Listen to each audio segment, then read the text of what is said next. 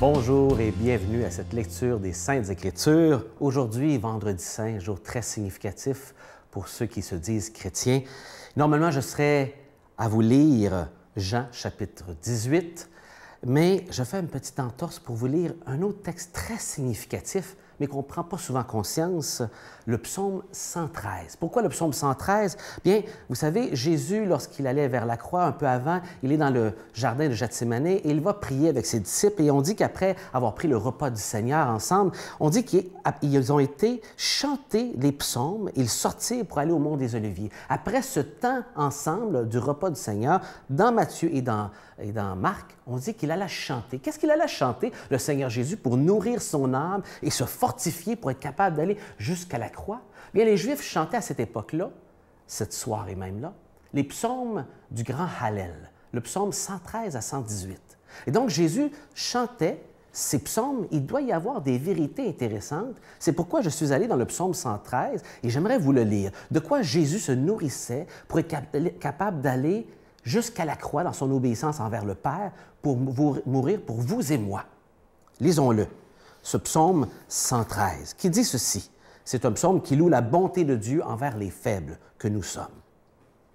Alléluia, serviteurs du Seigneur, louez, louez le nom du Seigneur. Que le nom de l'Éternel ou le nom du Seigneur soit béni dès maintenant et pour toujours. Du lever du soleil jusqu'à son couchant, loué soit le nom de l'Éternel. Pourquoi? Bien, il le dit au verset 4. Le Seigneur domine toutes les nations et sa gloire est au-dessus des cieux. Qui ressemble au Seigneur, notre Dieu? Il siège en haut. Et nous, évidemment, on est en bas. Il est en haut. Mais qu'est-ce que ça veut dire, le fait qu'il soit en haut comme ça? Et regarde tout en bas les cieux et la terre. C'est intéressant, ce que vous et moi, comme êtres humains, on regarde comme ça, les cieux. Lui, il est en haut là, et il regarde en bas comme ça. C'est un peu le mouvement ironique que le psalmiste nous décrit dans cette poésie pour louer Dieu, pour montrer comment il est tellement au-dessus de nous, que ce que nous, on regarde comme ça, lui, il regarde comme ça, montrant sa toute dominance sur tout. Mais au-delà du fait qu'il est au-dessus de tout, donc au contrôle parmi les nations, quoi d'autre? Parce qu'on vient de dire qu'il domine toutes les nations. C'est une vérité tellement rassurante.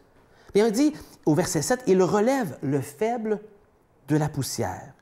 Il tire le pauvre du tas d'ordures. » Et même, je pourrais traduire ça littéralement, « Il nous sort le faible du fumier, d'un tas de merde, littéralement. » Voilà la bonté de Dieu. Lui qui est si haut, il peut descendre si bas parmi nous pour nous relever de notre fumier.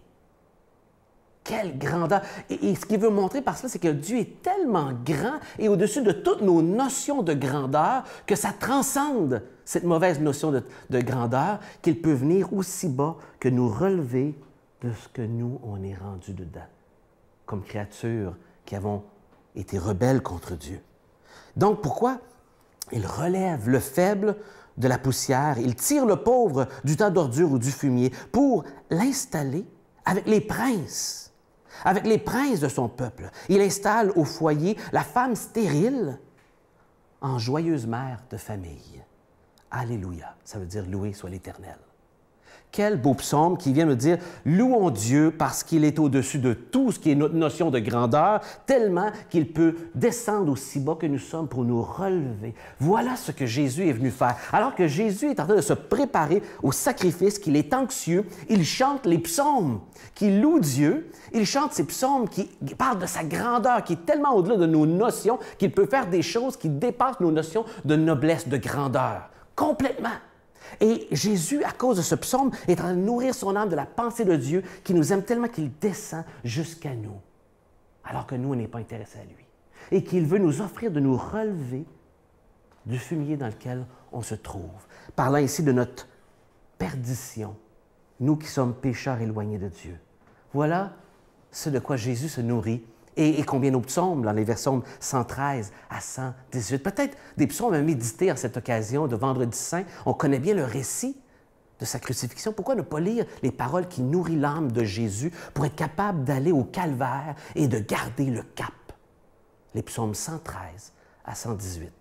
Que le Seigneur bénisse la lecture des Saintes Écritures et qu'il fasse du bien à vos âmes.